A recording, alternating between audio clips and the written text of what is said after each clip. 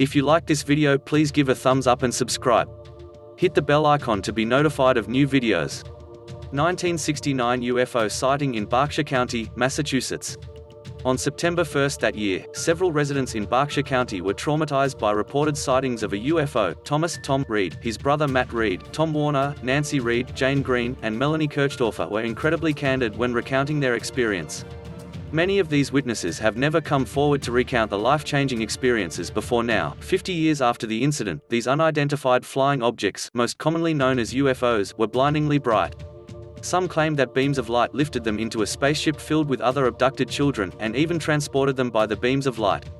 Nothing extraordinary existed in Berkshire County police records, and all radio news tapes were erased from that day. UFO sightings were reported in Berkshire County regularly since the 1969 incident, according to Decider. In 2015, the Great Barrington Historical Society even recognized the Berkshire's UFO sightings as an official historical event. A monument was also erected but later taken down, as it's World UFO Day. Let's revisit several there stranger-than-fiction UFO sightings and encounters people have had. Roswell, New Mexico, 1947. Perhaps the most famous UFO sighting in the United States happened in New Mexico over 70 years ago. In early July 1947, a shiny object crashed into New Mexico, and a rancher located the debris. The remnants were a group of metal sticks that seemed to be held together with tape, chunks of plastic and foil reflectors, plus scraps of a heavy, glossy, paper-like material. He contacted the sheriff, who called in the Roswell Army Air Force Base, according to a press release from the RAF base shared days later, stating that they found the remnants of a flying disc. The many rumors regarding the flying disc became a reality yesterday when the Intelligence Office of the 509th Bomb Group of the 8th Air Force, Roswell Army Airfield, was fortunate enough to gain possession of a disc through the cooperation of one of the local ranchers and the Sheriff's Office of Chavez County. The press release read, "The flying object landed on a ranch near Roswell sometime last week." The press release continued. The action was immediately taken and the disc was picked up at the rancher's home.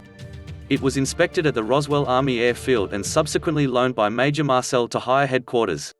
Days later, the Air Force backtracked and claimed that the debris found was from a weather balloon, which looked nothing like the discovered remnants. However, many still believe that the objects found were from outer space. Read more. Unsolved Mysteries explores the clues in the Patrice Endres case. Unsolved Mysteries explores the clues in the Patrice Endres case. Washington, D.C. 1952. On July 19, 1952, air traffic controllers at Ronald Reagan National Airport detected several unidentified flying objects on their radar between 11:40 p.m. and 5:30 a.m. the following day, as per the Washington Post. No planes were expected to land at the time, and the objects were not following any scheduled flight paths. The controllers on duty saw a bright light hovering in the sky. It took off, zooming away at incredible speed, and were completely baffled. The Andrews Air Force Base, located 10 miles from the airport, was notified of the strange occurrences. Airman William Brady, who was in the base's control tower, claimed he saw an object which appeared to be like an orange ball of fire, trailing a tail.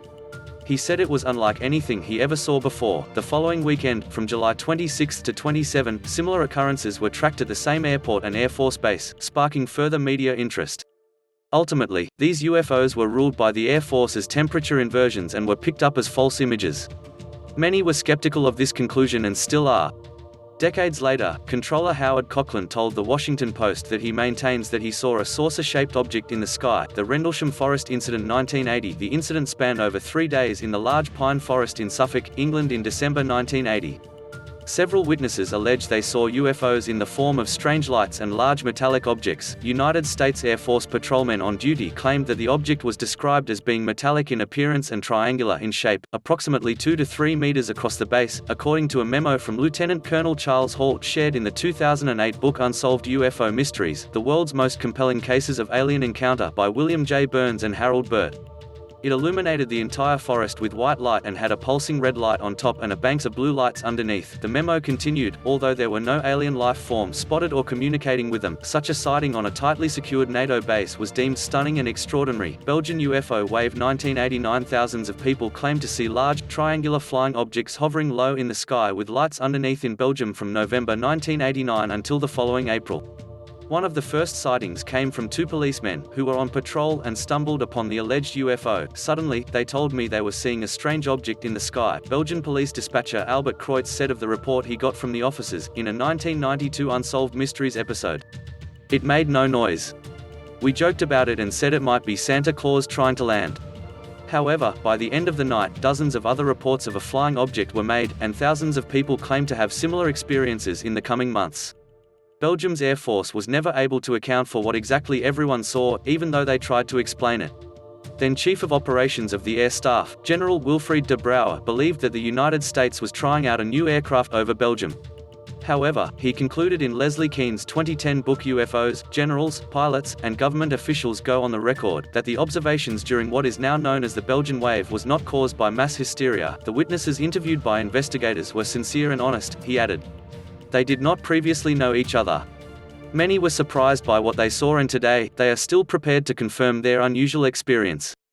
30 years later, what the 13,500 people saw in the sky is still unknown.